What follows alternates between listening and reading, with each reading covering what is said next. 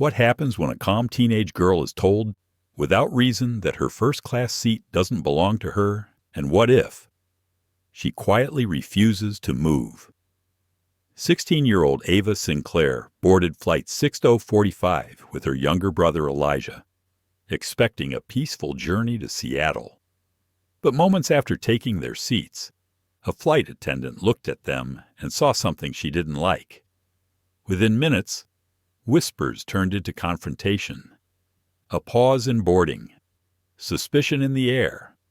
What the crew didn't know. The quiet girl in row 3 was the niece of Naomi Sinclair, of the country's most respected civil rights attorneys. What began as a moment of bias would unfold into something far greater, an apology that stunned the nation, a movement that began mid-air, and a question none of us can ignore. Who do we believe deserves comfort, and why? Stay with us as we share the emotional, true-to-life story of strength, silence, and social reckoning aboard a single plane. If this story moves you, don't forget to like, share, and subscribe for more powerful journeys just like this. Now let's fly. The cabin lights glowed soft and golden, humming quietly above polished leather seats. Celeste Flight 6045 direct to Seattle was half full as the first-class passengers settled in, flipping through magazines, adjusting seatbelts, scrolling aimlessly on phones, in seats 3A and 3B. Ava Sinclair and her little brother Elijah sat side by side, backpacks tucked neatly under the seats in front of them. Ava, 16, kept her earbuds in but wasn't listening to anything. She had one hand resting protectively on Elijah's knee as he looked out the oval window, eyes wide with curiosity. "Whoa," Elijah whispered, his breath fogging the glass. "Is that Mount Rainier? We haven't even taken off yet." "Genius," Ava replied, half smiling. He made a face. "Still looks big enough from here."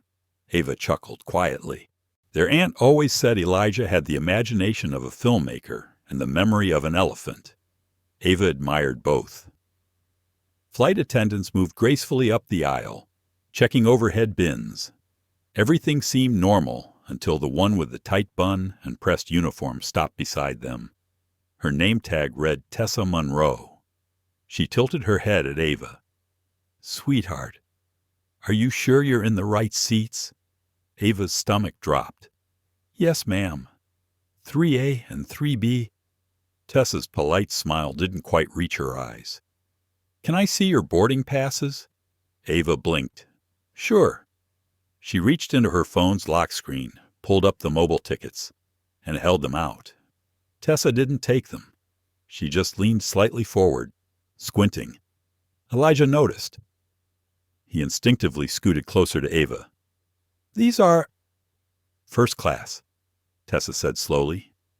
"Yes, ma'am," Ava repeated, this time more firmly. "Our aunt booked them." Tessa's smile grew tighter. "And your aunt is—" "She's not on this flight," Ava said.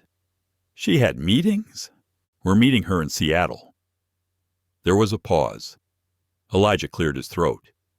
"She's Naomi Sinclair." Tessa's eyebrow lifted. Of course she is. The way she said it. Flat. Dismissive. Before Ava could respond, Tessa turned slightly and spoke into her shoulder mic. "Hi. Can we get a supervisor or gate agent to verify something? Row 3, first class. Thanks." Ava looked down at her lap. Her palms were suddenly damp. Passengers in nearby seats were starting to notice. A tall man across the aisle folded his newspaper and leaned back. A woman in 2D turned slightly, lips pursed. "What's happening?" Elijah asked in a whisper. "Did we do something wrong?" Ava said, "We're fine." But her heart was beating fast.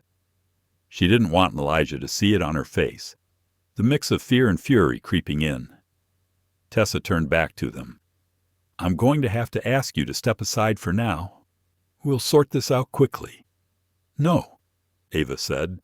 louder than she meant to. Her voice cracked a little, and she hated that it did. Tessa blinked. "Excuse me, these are our seats. Our names are on the tickets. We checked in with the app. You can scan the code." Tessa's smile was gone now. She crouched slightly, leveling with Elijah. "Young man, where are your parents?" Elijah looked confused. "They passed away." Tessa stood up, slowly. "I see." "No, you don't." Ava snapped. "You don't see anything." For a long moment, the flight attendant just looked at her. Then she straightened her jacket and turned away. "Security will be boarding shortly," she said, as if they weren't even there anymore. Ava reached for her phone with shaky fingers. She opened her contacts. Naomi Sinclair's name was pinned to the top. Elijah leaned in. "Don't call her. She's probably in that conference." "Right." Ava hesitated. Her thumb hovered above the call button. "She told us to text if anything happened," Elijah reminded her. But Ava didn't text. She hit the green phone icon. 1 ring. 2. Then a calm voice, firm as stone. "Ava?" "They won't let us stay in our seats," Ava said, trying to sound steady. "She didn't even scan the tickets. Just assumed we shouldn't be here." A beat of silence on the other end. "Where's Elijah?" Naomi asked. "Right next to me." Another pause. "Put me on speaker." Ava's thumb trembled slightly as she tapped the button. "You're on?" Tessa Monroe returned with 2 other attendants and a man in a blue uniform. He was older, eyes narrowed in polite disinterest. "Boarding pass check," he said flatly, holding out a handheld scanner. "Scan the ones on her phone." Naomi's voice came clearly over the speaker. "They're legitimate. Purchased through my Executive Prime account. Names are Ava and Elijah Sinclair." The officer looked around, startled. "Who is that?" "I'm Naomi Sinclair," came the reply. "And if you check the list of authorized flyers on that account, you'll see their names. You'll also see their TSA pre-clearance and the fact that they boarded on time with valid digital IDs." The handheld scanner beeped twice. Green. Confirmed. The man stepped back slightly, but it was too late. The damage had already spread. Passengers were whispering, watching, judging. "I wasn't asking you to fix it," Ava said quietly into the phone. "But they won't even look at our boarding pass." Naomi Sinclair stood at the edge of the conference table, arms crossed lightly in front of her. The window behind her framed the deep-sea skyline, but she wasn't looking at it. Her focus was on the men and women seated before her policymakers, transportation attorneys, 2 congressional aides, and a regional airline union rep. Her voice was low, calm, each word deliberate. "Bias in air travel isn't just interpersonal. It's systemic," she said. "It exists in the checklist of who looks like a frequent flyer, in the silent decisions made at the gate, in whose ID gets a second glance." They nodded. Some scribbled notes. One man scrolled through his phone discreetly. Naomi had been here before, had said it before, but this time she had the weight of data behind her. And her name, Naomi Sinclair, now meant something. After 20 years in the law, 10 of them as the general counsel for 3 major transportation companies, people finally listened, even when they didn't like what they heard. Her phone buzzed on silent mode, tucked into her blazer pocket. She ignored it. Then it buzzed again. A second, longer vibration. Instinct prickled at her neck. Ava knew not to call unless it was important. She tapped her smartwatch. "Ava Sinclair, incoming call." Her breath caught. "I'm sorry," Naomi said to the room, stepping away smoothly. "This will just take a moment." She moved down the carpeted hallway and into an empty corridor. The second she picked up, Ava's voice trembled through the line. "They won't let us stay in our seats." Naomi felt her entire body shift gears. The blood in her chest turned heavier. Not hot, not yet, but heavy. "Where are you now?" she asked. "Still in 3A and 3B. She won't even scan the boarding passes. She flight attendant? Tessa Monroe? There's a guy now, too. He just came with a scanner." Naomi closed her eyes, took a breath, then another. This wasn't new, but it wasn't the same either. Not when it was Ava and Elijah. Not when it was her family. "Put me on speaker," she said quietly. When she heard her own voice echoing faintly over the plane's cabin noise, something inside her clicked into place. Professional instincts, flawless, practiced, merged with maternal urgency. Not panic. Never panic. Resolve. "Scan the passes on her phone," she said clearly. "Ava Sinclair, Elijah Sinclair. Booked on Celeste Air. Flight 6045 through my Executive Prime account. TSA verified. Digital boarding and ID check completed at 11:04 Mem. The silence on the other end was thick. Then 2 beeps. Green. Still. Her heart didn't calm. The violation had already happened. Not physical. Worse. The assumption. The erasure. The unspoken belief. They don't belong here. Naomi lowered the phone from her ear and ended the call without a word. She stared at her reflection in the glass for a beat. Not angry. Not yet. But not willing to stay quiet this time. Her phone buzzed again. This time a text. Ruben Patel. "Just boarded. Ava's holding it together. Kid's a rock. But your boy looks scared. You okay?" Naomi didn't reply. Instead, she scrolled down and tapped the name at the bottom of her favorites list. Celeste Legal Affairs Direct Celeste Air. Internal Counsel's Office. "This is Brenna." "Hi. Brenna. This is Naomi Sinclair. Put me through to Robert Helm. Now." A pause. A voice stiffened. I'm not sure if he's... Tell him it's Naomi." The Naomi he clerked under at Stanford. The Naomi whose memo saved his rear in the Delta SkyWest merger. Another pause. Then a click. "Naomi." The voice on the other end was both familiar and instantly uneasy. "What's going on?" "You have an incident in progress on Flight 6045, she said. "A pair of unaccompanied minors in first class. Ava and Elijah Sinclair. You've trained your staff for this." Yes, of course. "What's happening?" "Your flight attendant refused to scan their boarding passes, assumed fraud, threatened to call security, all before verifying anything." Silence. "I'm not calling to ask for an apology." "Robert," Naomi continued, "I'm calling because you have 60 seconds before this becomes a delay due to legal procedural escalation. I want someone to inform Captain Darnell that he is not to depart until I receive confirmation that my children are seated and undisturbed. You're grounding the flight. I'm giving you the opportunity to handle this internally before I go public. Naomi, I have press contacts, aviation lawyers on standby, and a keynote address on discrimination in transportation scheduled for next week at the National Bar Association." Robert exhaled. "Understood. I'll call ops." Naomi hung up and sat down on a bench in the corridor. For a moment, she let herself feel it. The tightness in her chest, the familiar ache of being tired, not physically, but tired of this. She had spent her life earning respect in rooms that were never designed for her, rooms that praised her brilliance, then questioned her leadership. Spaces that smiled at her credentials but flinched at her authority.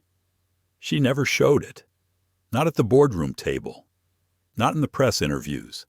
Not even when she was asked. Just last week. If she worked in marketing at a transportation roundtable where she'd been the keynote speaker, she took every slight and folded it inside. But Ava and Elijah, they wouldn't be taught to fold. Not today. Not for anyone's comfort. The cabin air felt warmer now, like someone had quietly turned up the heat. Elijah stared straight ahead, trying not to blink. His backpack strap was clutched tight in his fist, though there was nowhere to go. Ava sat frozen beside him, her chin high, but her eyes darting left, right, center, watching how everyone was watching them. Because now, everyone was.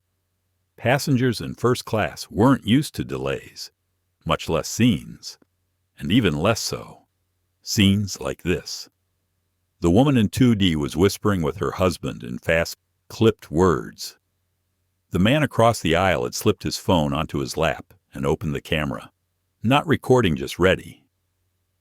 In the third row of coach, a teenage boy was half standing in the aisle to see what was going on, until a flight attendant motioned him back with a warning glare.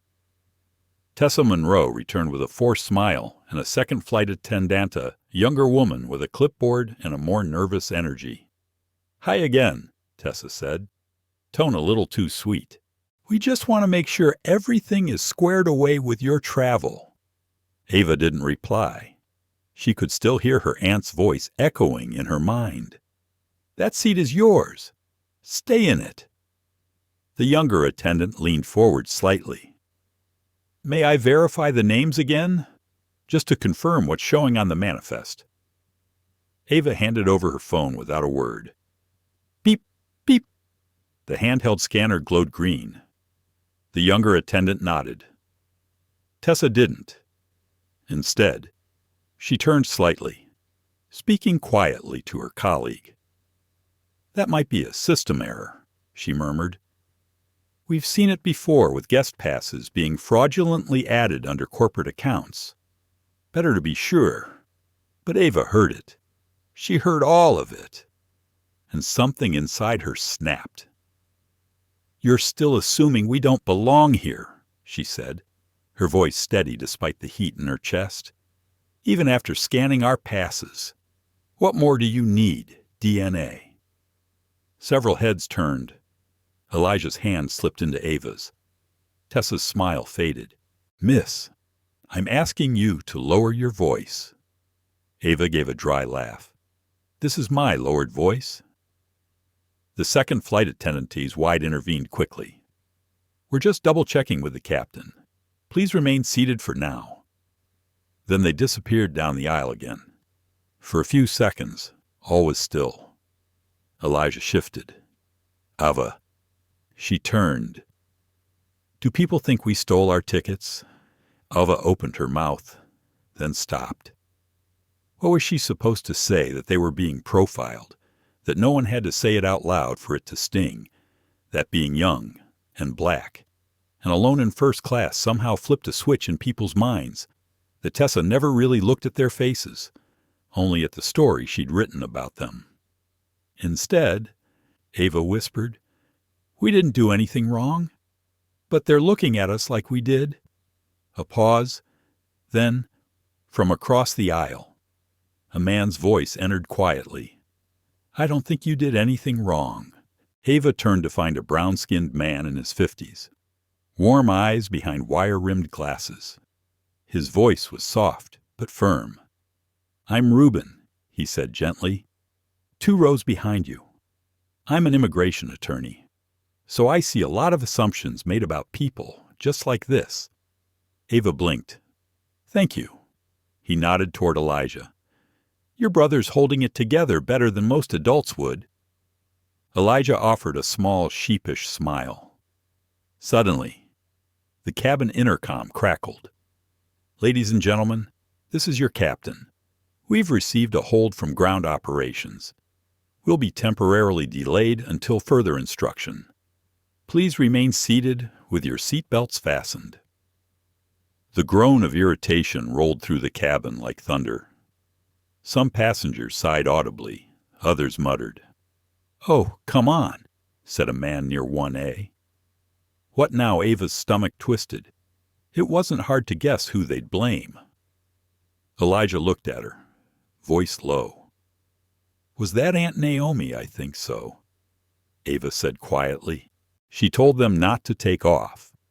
But that's huge. Ava didn't answer, because it was. It was huge. And suddenly, it scared her a little. She wasn't used to being the reason 100 people were stuck on the tarmac. She wasn't used to being seen this much.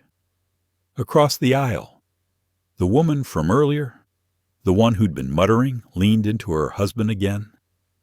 Honestly, if the airline has to check something, just let them, she said. Just loud enough. Her husband murmured something back. Ava didn't catch it. She just sat back, spine stiff against the leather seat, pretending not to notice the heat prickling behind her eyes. She didn't want to cry. Not here. Not like this. Not when the story they already believed was that she didn't belong. Then Elijah did something she didn't expect. He reached into his backpack and pulled out his tablet, opened his sketch app, and started drawing. "What are you doing?" Ava asked, her voice cracking. He shrugged. "Designing something." What kind of something? Elijah kept his eyes on the screen. An app? One that logs when stuff like this happens? Where? When? Who? Like a digital witness.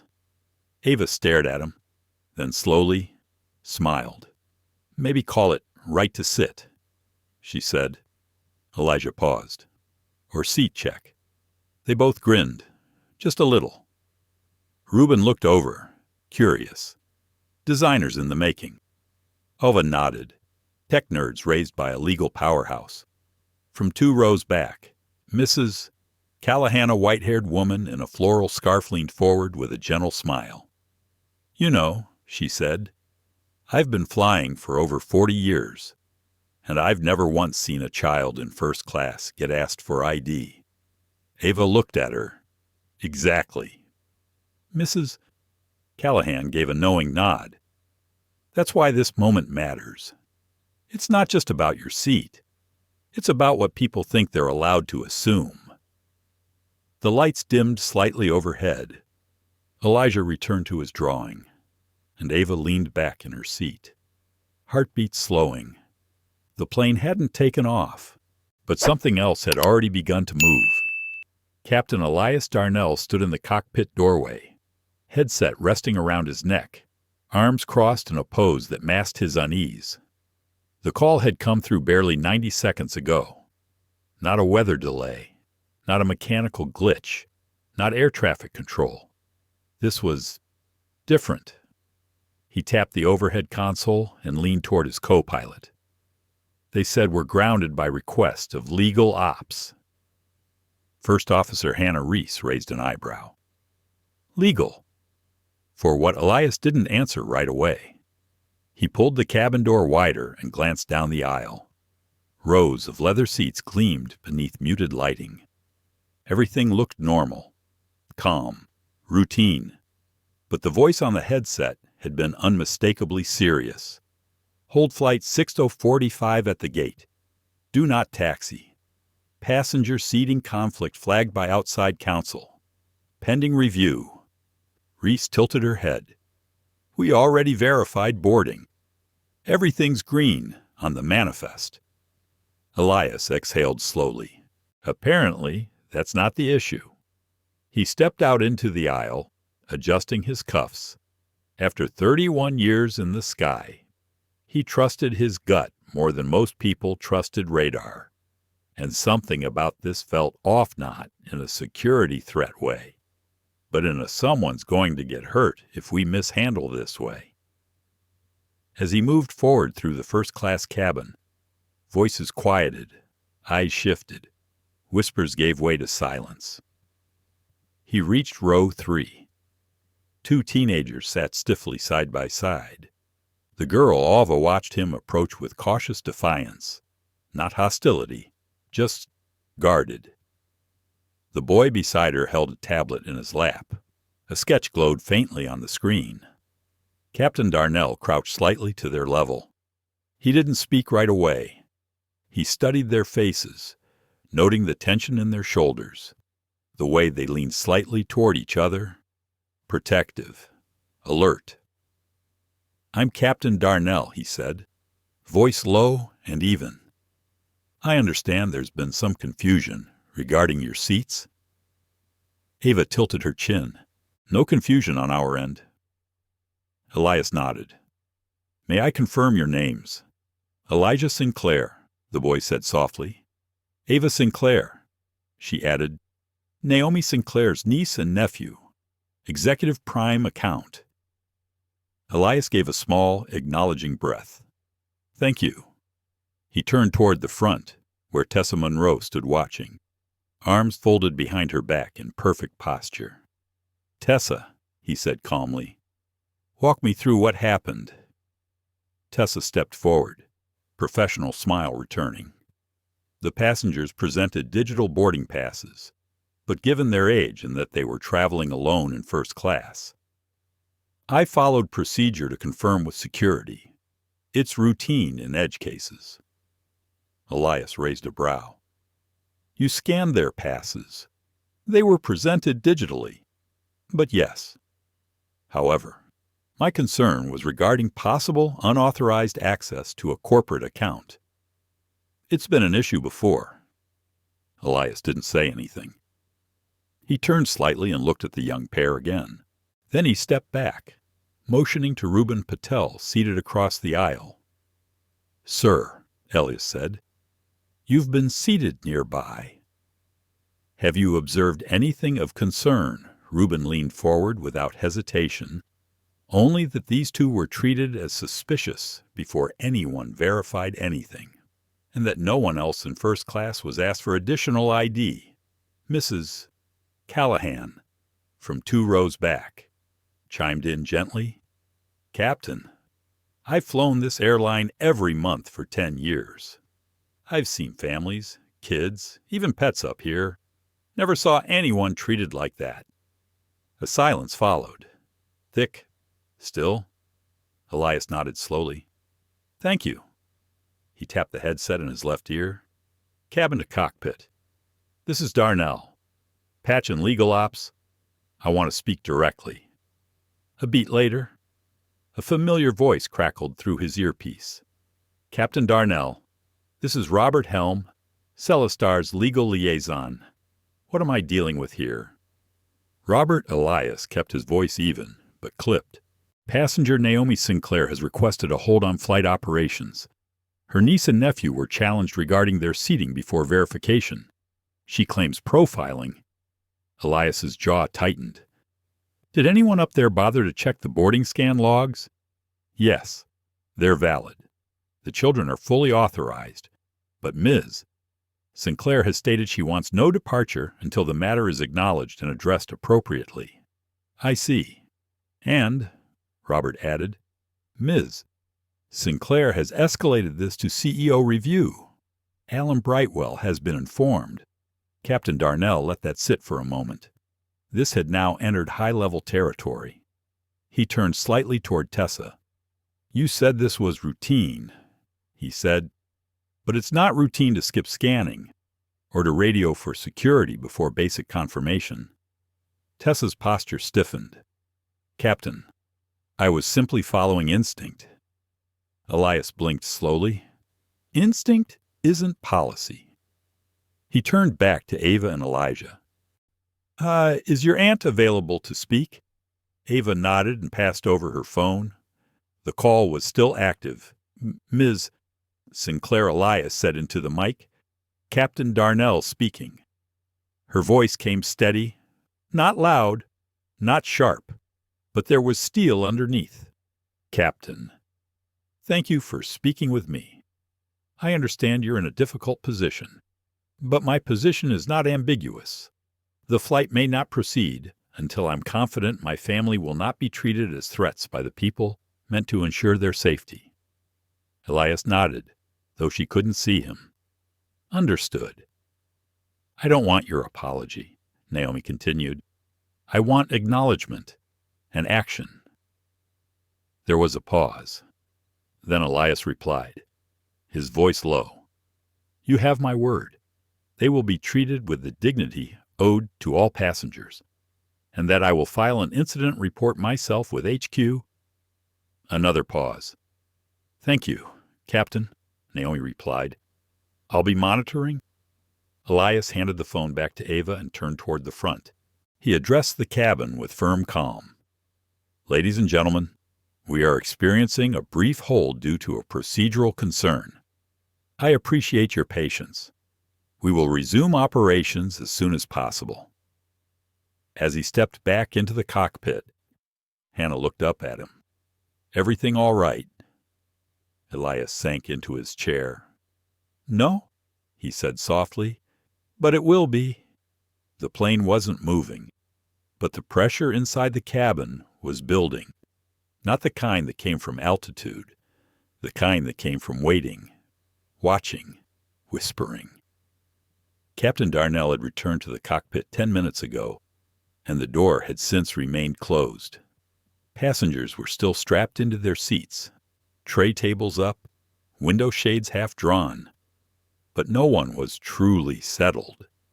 It was a strange stillness, like the air itself was holding its breath.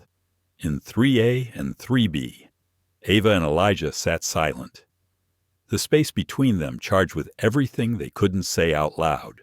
Ava was trying hard to sit still, not just physically, but emotionally. But her chest felt like it had a heartbeat of its own, out of rhythm and louder than she wanted. She could feel the stares, the side glances, the questions hovering in the air. Why are they in first class? What did they do to stop the flight? Who are they to make us all wait? Ava crossed her arms tightly. She didn't want Elijah to see how close she was to unraveling. Across the aisle, a man in a blue polo leaned toward his wife. She probably made it all up, he whispered, not quite low enough, trying to get attention or a free ticket. His wife didn't reply. She was too busy scrolling through her phone, probably Googling Naomi Sinclair. Ava felt her throat tighten. It wasn't just the suspicion, it was the certainty in their voices. The assumption that her discomfort was performative, that her fear was strategic, that her seat, despite being assigned, paid for, scanned, was a borrowed costume that didn't quite fit. She looked out the window. All she saw was the tarmac, gray, empty, unmoving. Elias shifted beside her. He didn't say anything, but his hand crept closer across the armrest. She took it without looking. 2 rows back. Mrs. Callahan adjusted her scarf and leaned slightly into the aisle. I was a school librarian for 39 years, she said, her voice light but audible. I learned long ago that when children go quiet, something loud has already happened inside. Several people turned. She didn't look at them. Her eyes remained on Ava and Elijah. And when they stay quiet, even after being humiliated, she added, that's not disruption. That's resilience. A hush fell over that section of the cabin. Even the flight attendant stood still for a moment near the galley, unsure whether to step in or stay silent. From the back of first class, Reuben Patel spoke next slowly, clearly. I've represented hundreds of immigrants over the years, he said, and I've sat in courtrooms where every eye, every voice, assumed my client was guilty before the facts were even read. He turned toward Ava. You two have done nothing wrong, he said simply. Ava didn't respond, but her hand tightened slightly around Elijah's. Tessa Monroe returned from the galley, a new clipboard in her hand. Her expression was less crisp now, less certain, more controlled. She approached slowly, clearing her throat. I've received confirmation from the captain, she said in a tone carefully engineered for neutrality. Your boarding passes are valid, and you are welcome to remain in your assigned seats. A few passengers clapped awkward, scattered. Someone muttered, about time, but Tessa wasn't finished. I do apologize, she added, eyes flicking toward Ava, but never quite landing. There are, occasionally, errors that happen when guest accounts are used across multiple platforms. Guest accounts, Ava repeated, voice low. Our aunt has flown with Celeste for 13 years, Elijah said. She's not a guest. She's a higher tier than your captain. Tessa stiffened. Her lips parted as if to respond, but no words came. She turned and walked away. Elijah leaned over and whispered, Can I say it? Ava glanced at him, surprised. Say what he grinned slightly. Told you so. She laughed. For the first time that day, it sounded real. Captain Darnell's voice came over the intercom once again. Ladies and gentlemen, thank you for your continued patience.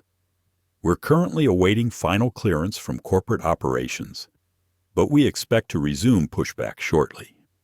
We'll provide further updates momentarily. The message was calm, but Ava could feel the weight behind the words. This wasn't just about clearance. It was about corporate optics now, about what story the airline would allow to unfold and who would control the narrative. Reuben looked across the aisle. Do you mind if I sit with you a moment? He asked. Ava nodded. He moved over to the open seat behind Elijah, resting his hands on his knees. I just want you to know something, he said quietly. What you did by staying seated, it matters, not just for you, but for every young person who's ever been told, directly or indirectly, that they're not supposed to take up space. Ava blinked back something sharp in her eyes. Reuben smiled. I've walked into plenty of rooms in my life where people assumed I was the translator, or the IT guy, or the cab driver. He said, I never yelled. I just handed them my briefcase and said, let's begin. Ava smiled faintly. I like that. So does your aunt, he replied. You're more like her than you think. The intercom chimed again, but this time, it wasn't the captain. It was Naomi. Her voice rang clearly from Ava's phone on the tray table, still on speaker. Are you okay? She asked gently. Ava looked around at the eyes that were still watching, some curious, some uncomfortable, some quietly supportive. She took a deep breath. We're okay now, she said. But her voice trembled just enough to make it clear. Okay had taken work, and the flight hadn't even taken off yet. Naomi Sinclair stood in the empty corridor outside the VIP legal lounge at Reagan National Airport, her phone resting loosely in her palm.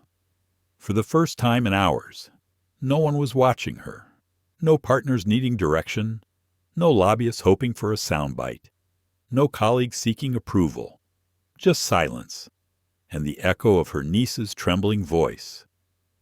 They won't even look at our boarding pass. Naomi pressed her eyes shut. She remembered another silence. It was a spring afternoon in her second year of law school. She had just left a Torts lecture top of her class, carrying a double espresso and a folder thick with case notes. As she stepped into the conference center for an alumni panel, a white-haired man in a brown tweed jacket stopped her at the door. No deliveries through this entrance, he said sharply. The caterers go through the service corridor. She had blinked, stunned, and then, out of habit, she had apologized, even though she belonged there more than he ever would. She never told anyone about that moment, never shared how many more came after the board meetings where she was asked if she was someone's assistant, the cocktail parties where men assumed she was just visiting, the sudden, stifling silence every time she asserted authority in a tone that wasn't sweet. She had learned, early and painfully, how to speak softly while carrying sharp truth. But now it wasn't about her. It was about two children she loved more than she'd ever loved her career. It was about what they were being taught in real time, about who the world believed they were allowed to be. Naomi's phone buzzed again. She glanced down. Unknown number, New York. NY. She hesitated, then answered, Naomi Sinclair. Naomi, it's Alan Brightwell, the CEO of Celeste Air. His voice was calm, but clipped. He never called without layers of buffering assistance. VPs, communications leads, but not today. You've certainly caught our attention, he said. That wasn't the goal, Naomi replied, voice measured. But I won't apologize for it either. I'm told your niece and nephew are safe, that Captain Darnell has the situation under control. Naomi didn't respond to that. Instead, she said, Your company has a pattern. 3 prior complaints in the last fiscal year, 2 settlements, 1 dismissed under NDAs.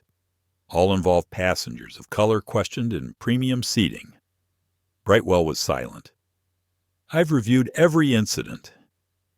Naomi continued, I've seen the footage from one of them. A black woman in a business suit being told to move back to economy before the flight even boarded. Another pause. I don't believe this is the culture you want associated with your airline, she added, but it's the one that's growing beneath your silence. Brightwell exhaled. Are you threatening me? No, Naomi said evenly. I'm offering you a decision, one that will determine whether this moment becomes a scandal or a turning point. He said nothing. So she pressed, I want 3 things. A public acknowledgement of the incident, a third-party review of Celeste's bias training program, an internal policy reform regarding passenger challenges, especially with minors and executive-linked accounts. Brightwell was quiet again. Naomi imagined him sitting in a glass office, fingers steepled, calculating what would cost less her silence or her satisfaction. She didn't give him time to decide. I'm prepared to go public in 60 minutes, she said calmly. I have a pre-cleared statement, legal documentation, and an interview slot with Morning Air. My press team is ready. Brightwell's voice cracked slightly. You've planned this. No, she replied, but I've been ready for it for 20 years. There was something else she didn't say, something sharp and heavy in her chest. If I'd stood up back then when they called me the caterer, maybe I wouldn't have waited so long to teach my niece to stand her ground. Brightwell cleared his throat. You'll have a written apology by the end of the hour, and I'll authorize the audit. Thank you, Naomi said. One more thing, he added. You may not be aware, but several crew members from other flights have begun circulating internal statements of support. For your family. Naomi paused. That was unexpected. Good, she said. Let them know we see them. After she hung up, Naomi sank onto the bench outside the lounge. She stared at the floor for a long moment, then looked up at the skylight above. The sun was bright, even through the glass. She remembered Elijah's first science fair. He'd made a cardboard model of the solar system, painted every planet by hand. When one of the judges asked where he'd gotten the idea, he simply said, I wanted to build something that always stays in motion, even when it's ignored. Naomi smiled faintly. That's what this was. Not revenge, not spectacle, motion, change. Her phone buzzed one more time. Ava Sinclair, message. He just came over, the captain. He treated us like we mattered, like we were his passengers, too. Naomi stared at the message, then typed back slowly, You are. Never forget that. Captain Elias Darnell stared at the flight deck door for a long moment before reaching for the intercom again. He wasn't in the habit of second-guessing his decisions, not after 3 decades flying planes and managing crisis-level logistics in the air. But this This was no checklist error. This was a human failure. A wound made quietly and cleanly, like a paper cut through pride. And wounds like that didn't show up in logbooks. He pressed the intercom button. "Ladies and gentlemen, this is your captain again. We are still awaiting final word from operations. While we wait, I'd like to address something directly." There was an immediate hush. Passengers looked up. Some pulled earbuds out. Others leaned forward. Elias took a breath, then began. "Earlier today, 2 young passengers seated in row 3 were challenged about their right to be in those seats. This happened before proper verification was done. That verification later confirmed the tickets were valid. The boarding process followed, and no breach occurred." He paused. "Not for drama, but for gravity.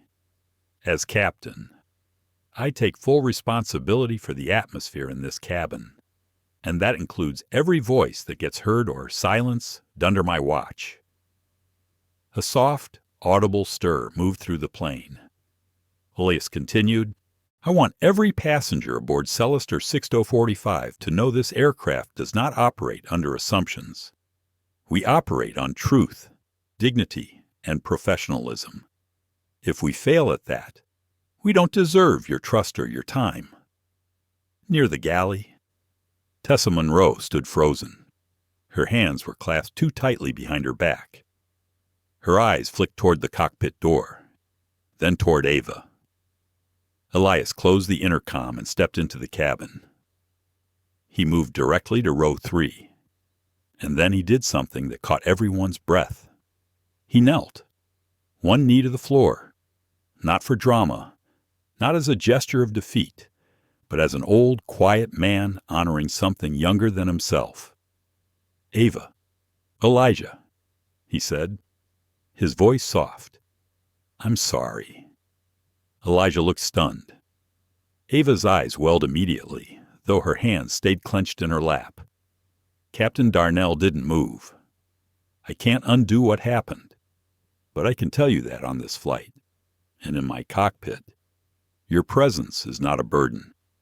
You are not a disruption. You are welcome." The stillness in the cabin became reverent, one by one. Heads nodded. Some looked away, ashamed. Others held their gaze on Ava, not with suspicion, but with something closer to respect. Behind them, Reuben Patel exhaled through his nose, then gave a subtle, approving nod. Mrs. Callahan dabbed her eyes gently with the edge of her scarf. And Tessa. She finally stepped forward. Her voice came quiet, almost rehearsed. "I'd like to apologize as well," she said, looking only slightly in their direction. "I misunderstood the situation. It wasn't personal." Ava stood slowly. Her body shook, not with anger, but something harder to contain. Years of watching her aunt swallow slights with elegance. Years of wondering whether to speak or smile instead. Now she stood taller than she felt. "You didn't ask anyone else for proof," Ava said quietly. "Just us." Tessa's mouth opened, but no words came. Ava sat back down. "I don't need your apology," she said, "but I hope you think harder next time." Tessa turned stiffly and walked away. Captain Darnell remained for a moment longer, then stood, his back straight, his steps steady. He turned back toward the passengers. "This flight will resume shortly. Thank you for your patience." Then he returned to the cockpit. "Danny Damin, Banja Chang Tu, Mai Im Hiwen." Back on the ground, Naomi was still seated in the lounge, watching the live statement stream from her Celestar app. The feed wasn't supposed to be public, but someone, perhaps a flight crew member, had opened the cabin-wide audio feed and uploaded it quietly under the title, "Pilot Apologizes to Black Teens After First-Class Discrimination." Listen. It had already been viewed 48,000 times. Naomi didn't smile. Not yet. Instead, she texted Ava directly. You didn't just hold your seat. You changed the air around you. Back on the plane. The flight attendants moved slowly down the aisle. Reuben leaned forward and murmured to Ava, "That apology. It wasn't just for you. It was for every time someone else stayed silent." She nodded, eyes full now but blinking fast. "Can I ask you something?" Elijah whispered. "Anything," Ava replied. He glanced around. Why did he kneel? Ava considered that. Then she said, "Because sometimes the only way to stand up is to go lower than your pride." And finally, the plane began to push back from the gate. Somewhere over the Midwest, the plane began to shudder. It wasn't sudden, but steady, like the sky itself was unsettled. Ava reached down and tightened her seatbelt without thinking. Elijah looked up from his sketch pad, eyes wide. "We good?" he asked, voice quiet. "Just turbulence," she replied, though her voice didn't carry much confidence. The captain came over the intercom a few seconds later. "Folks, we're hitting a little weather pattern at 32,000 feet. Nothing to worry about. Please remain seated with belts fastened. Should smooth out shortly." But inside Ava, the real turbulence hadn't started just now. It had been moving in waves since the moment Tessa challenged their right to sit.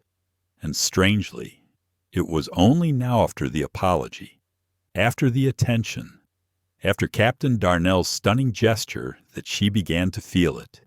The anger, the shame, the doubt, the disbelief, not in the crew, not even in Tessa, but in herself.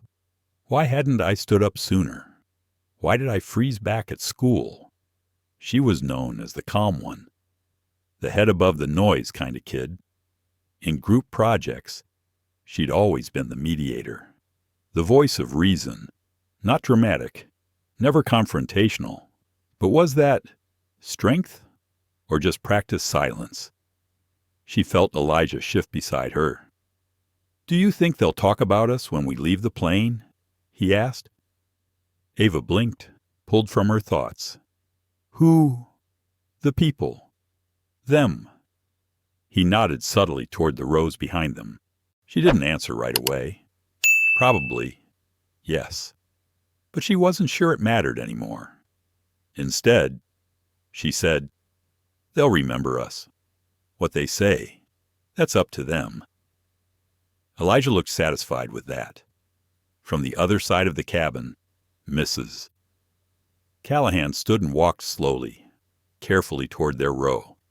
Despite the seatbelt light, no one stopped her. She held something in her hand, a little fabric pouch. "I want you to have this," she said, offering it to Ava. Ava opened the pouch and pulled out a small metal pin vintage, polished, in the shape of a tiny book with wings. "I wore that the day I retired from the library," Mrs. Callahan said.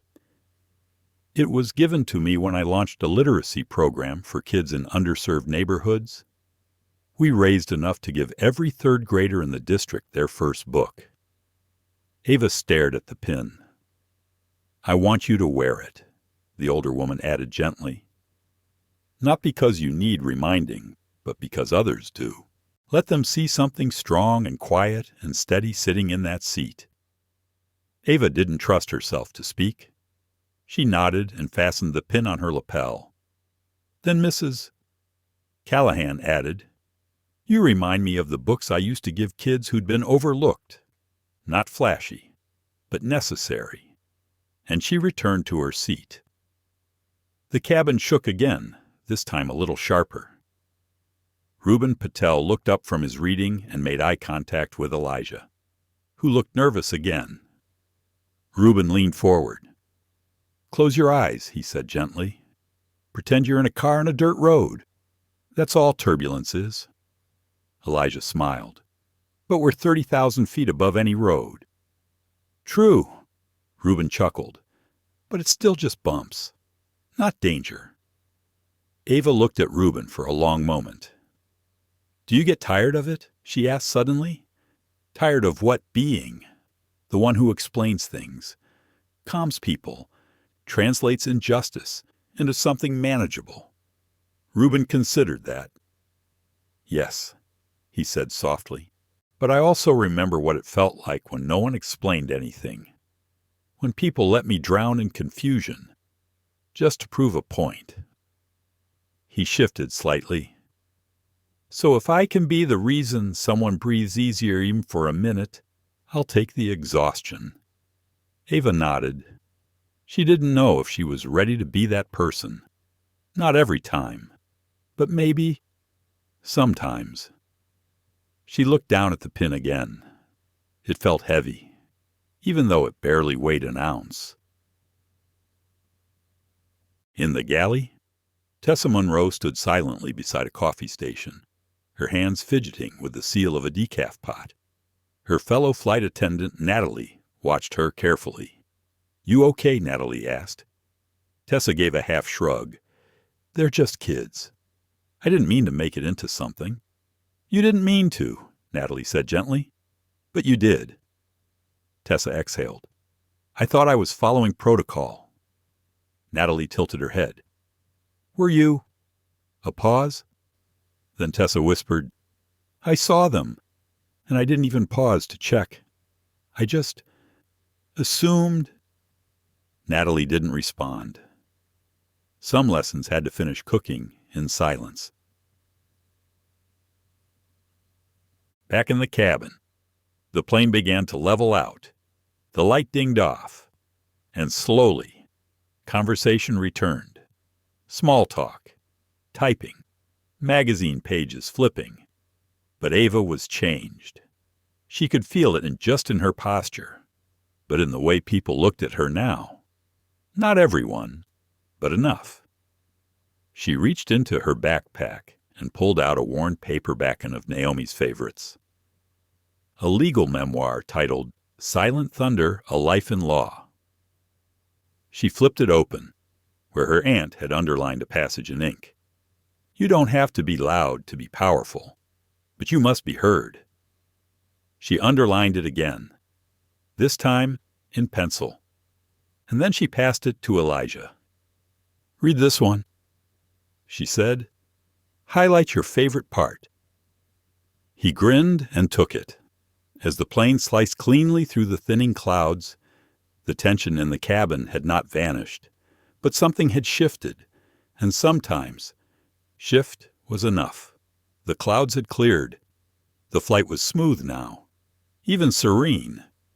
But Ava's thoughts were anything but. She was staring at the laminated seat map in the back of the in-flight magazine, trying to focus. But a quiet itch in her brain wouldn't go away. She had begun to notice something. Little things. Like the woman in 2C who had started tapping feverishly at her phone just after Captain Darnell's public address. Or the man in 4A who had pulled out a leather-bound notebook and started writing furiously. They weren't just traveling. They were documenting, recording, remembering.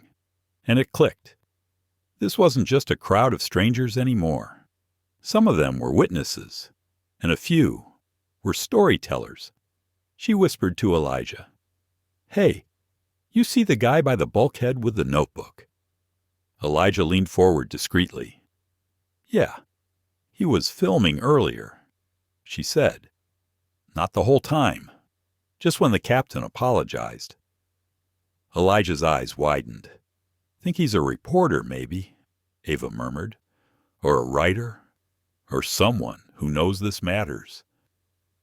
Reuben Patel overheard and leaned slightly into the aisle. Passenger in 4A. That's Thomas Levins, op-ed contributor. He writes about ethics in business and leadership.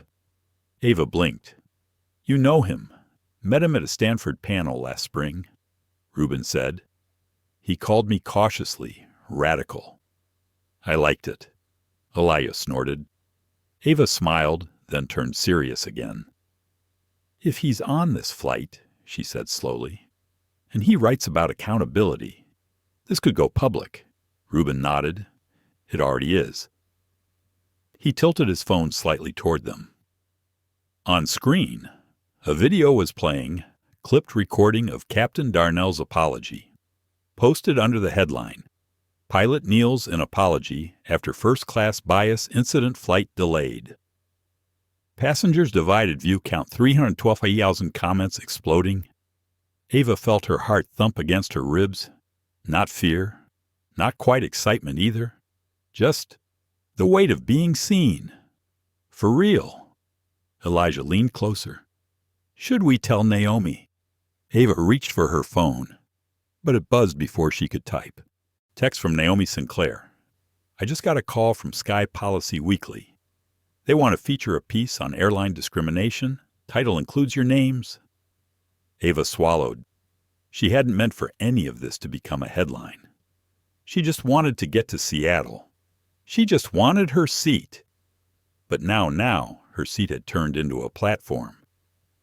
She typed back, "Is that okay?" Naomi responded instantly, "It's overdue." Meanwhile, in row 1, Tessa Monroe sat stiffly against the seat divider in the crew rest area, knees pulled up. Natalie, the younger attendant, had just finished restocking the beverage cart. She paused by Tessa, hesitated, then crouched. "You can still say something," Natalie said. "I already did," Tessa murmured. "I apologized. You said it to them, but not to the crew, not to the rest of the passengers. They watched it happen too." Tessa blinked. She hadn't thought of that. She'd focused so much on justifying her decision to herself, she hadn't realized how many others were learning from it, or judging her for it. Natalie continued, "You told me to follow your lead. If I'd been the one to question them, would that apology have been enough?" Tessa said nothing. Then she stood up slowly. "I'll talk to the captain," she said. Natalie nodded once.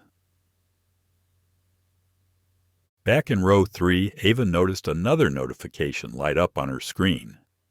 Comment tagged on Celeste's social feed. "That girl in row 3 is the reason I'm switching airlines." She held her seat with more class than the whole crew. Elijah leaned over. "Are we famous?" "Not the word I'd use," Ava said. "Then what?" She stared at the phone, then replied, "We're visible." She remembered what Naomi used to say when someone spoke over her in meetings. Visibility is step 1, voice is step 2, change is step 3. You don't get to skip the steps. Maybe this was step 2. Unito. Then another vibration. A message, this one from an unknown number. "Your aunt may have told you about me.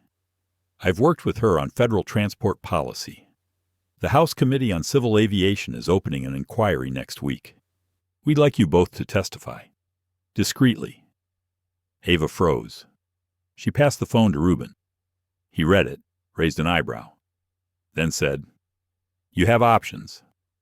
"Do we?" Ava asked. Voice quiet. He nodded. "You always do.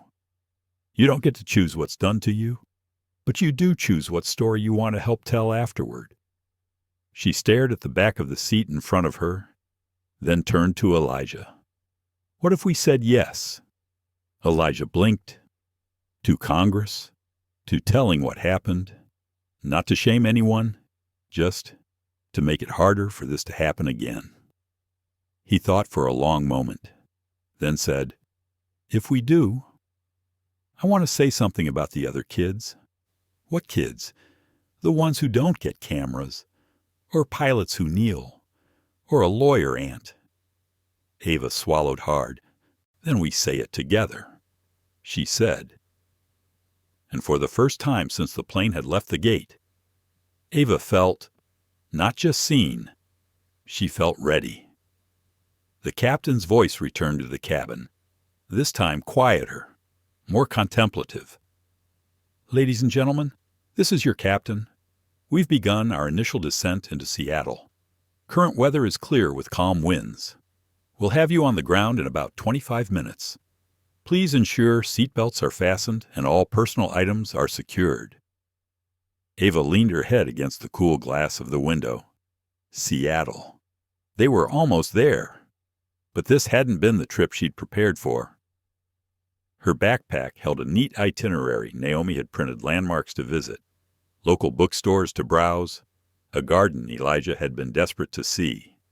Now that felt distant, like a dream from a different life. "You okay?" Elijah asked beside her. She nodded, but didn't speak, because the truth was she wasn't sure what okay meant anymore. "Naomi." In the cockpit, Captain Darnell removed his headset for a moment, rubbed his eyes, and looked out over the blue-gray stretch of the Pacific Northwest coming into view. He'd flown this route more times than he could count, but this landing felt different, more personal. He glanced over at First Officer Reese, who had flown quietly beside him the whole trip. She hadn't said much, just watched, listened. Finally, she spoke.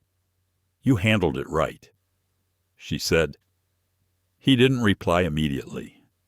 "I didn't handle it fast enough," he said, "but I'll take that lesson with me." In the crew galley, Tessa Monroe stood by the coffee cart again, her fingers nervously tracing the edge of a creamer packet. Natalie gave her a look. "You going to say something before we land?" Tessa looked down the aisle, at Ava, at Elijah, at the quiet hum of passengers who had gone from passive to witness to participant. She took a deep breath. "I'll try." Back in row 3, Ava unfastened her lapel pin, the little metal book with wings from Mrs. Callahan, and turned it over in her hands. Symbols mattered. Her aunt had once said, "They didn't change the world, but they told the world what you believed could change it." "Do you think anything's really different now?" Elijah asked.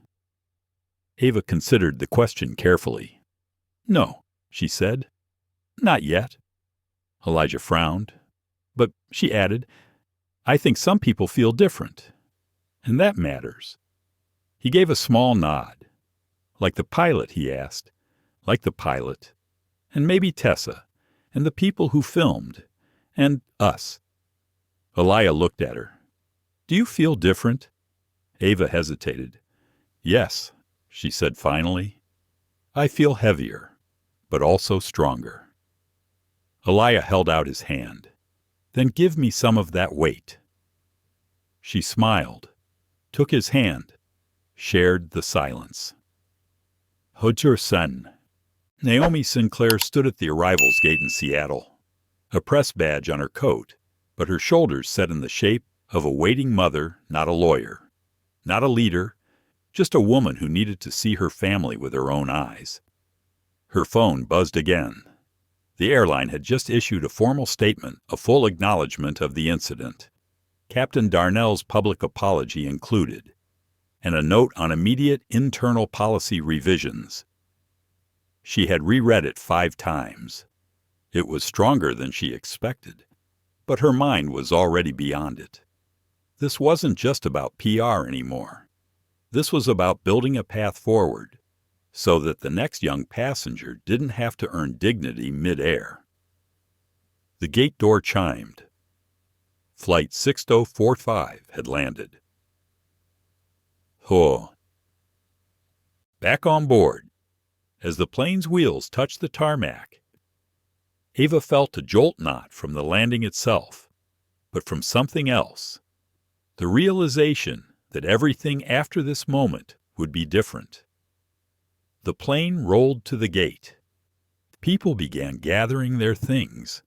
The energy was subdued, but aware. It was the hush of something sacred just beneath the surface. Then, a soft voice broke it. "Tessa." She stepped into row 3. "I just wanted to say one last thing," she said. "This flight taught me more than I expected. I want to do better." Ava didn't reply right away, but she finally said, "I hope you mean that when the next kid looks like us, even if there are no cameras." Tessa nodded, especially then.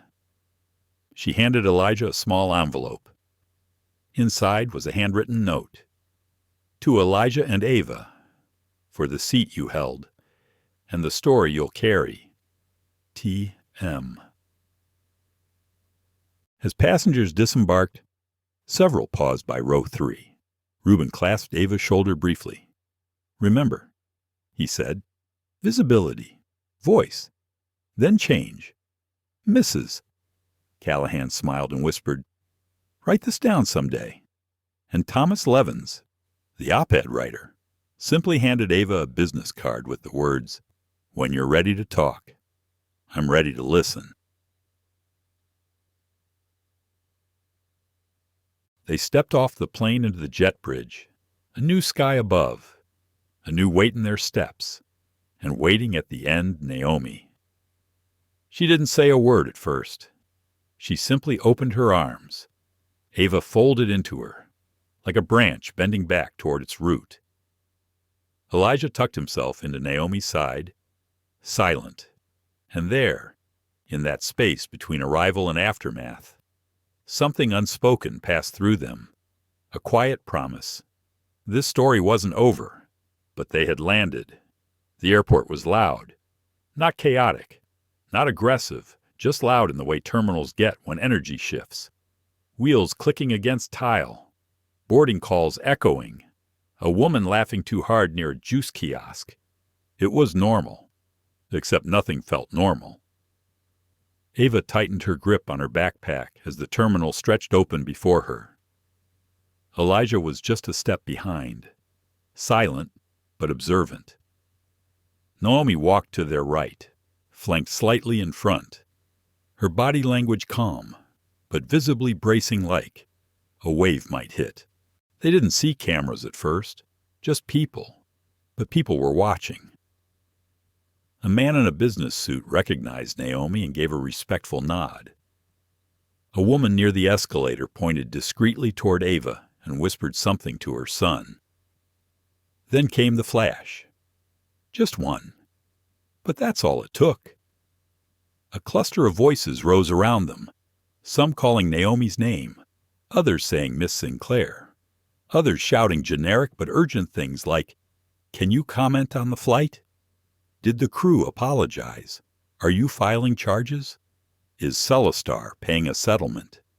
Naomi turned, shielding both kids slightly with her stance. "We're not making any statements at this time," she said firmly, but not unkindly.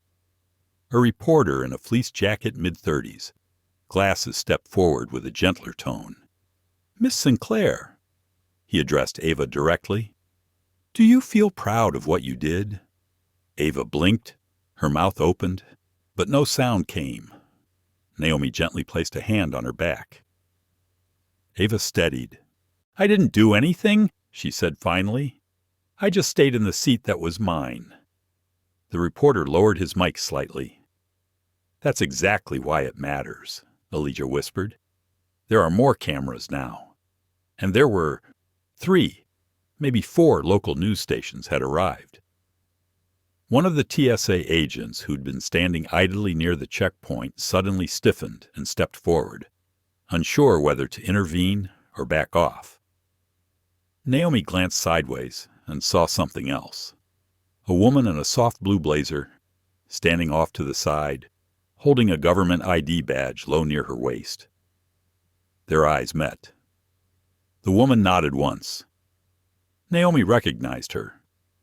Senior staffer from the House Committee on Civil Aviation. She mouthed, "Call me." They finally made it past the crowd and ducked into a quieter lounge near the airport's business center. A Celeste liaison, clearly trying to save face, offered them bottled water and tried to apologize. Naomi didn't respond. Ava sat, backpack on her knees, pulling the zipper open and closed with nervous fingers.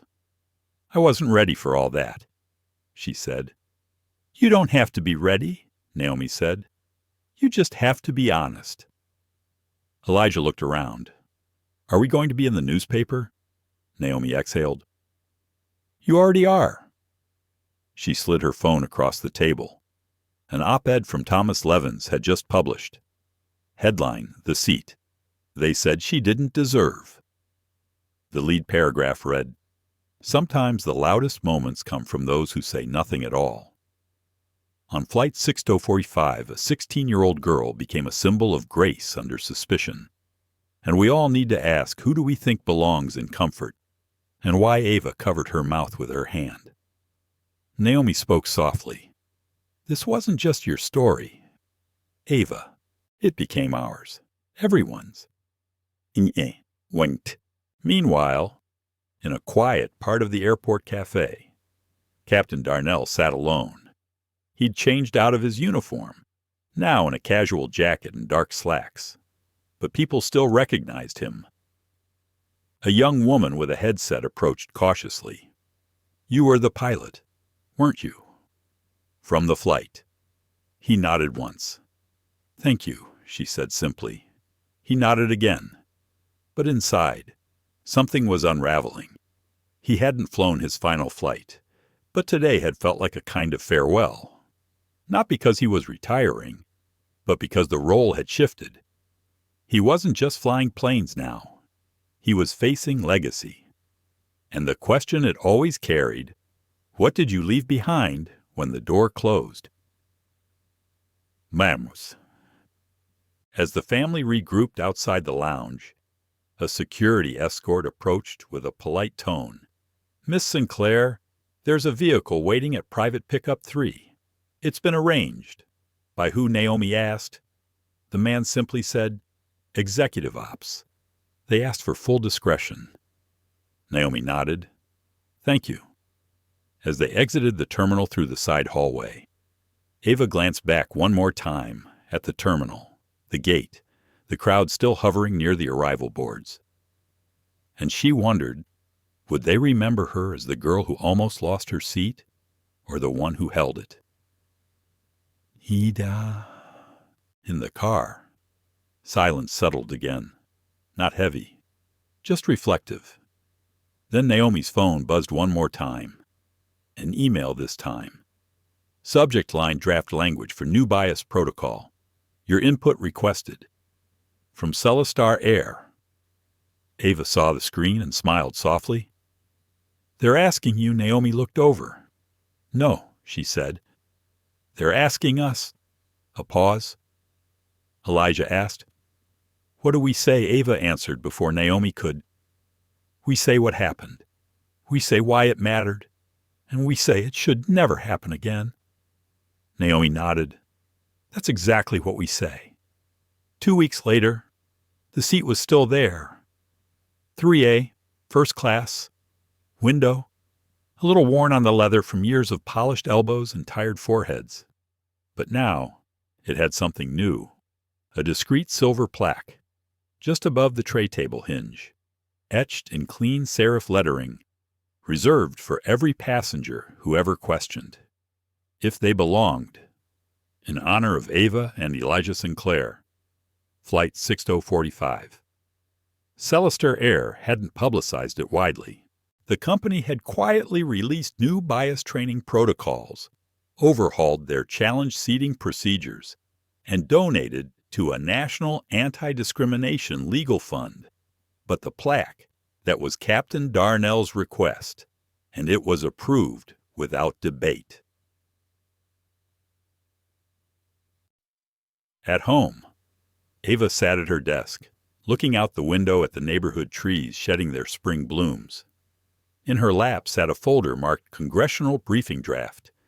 She and Naomi had spent 3 nights working on it. Not a legal case, not a press release, a story, told from the perspective of 2 kids who boarded a plane with boarding passes and left with a burden they didn't ask for, but had learned to carry with grace. Do you want to read it out loud? Naomi asked, entering the room with 2 mugs of tea. Ava hesitated, then nodded. She began to read. My name is Ava Sinclair. I'm 16 years old. On April 4th, I boarded Celeste Flight 6045 with my younger brother Elijah.